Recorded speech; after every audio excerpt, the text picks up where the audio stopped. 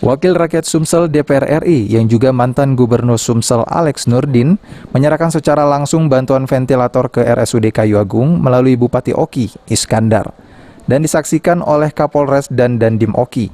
Bantuan ini sendiri diharapkan bisa dimanfaatkan RSUD Oki dalam hal melayani pasien COVID-19. Jadi nengok daerah-daerah yang bagus tuh pasti bupatinya bagus dan sebaliknya. Nah, Bukan Gomering Ilir beruntunglah memiliki bupati seperti Pak Is.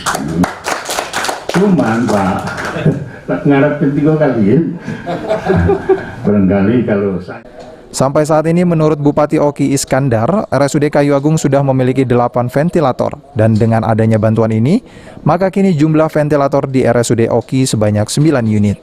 Ketersediaan ventilator ini merupakan bentuk upaya preventif pemerintah untuk kebutuhan pelayanan kesehatan masyarakat.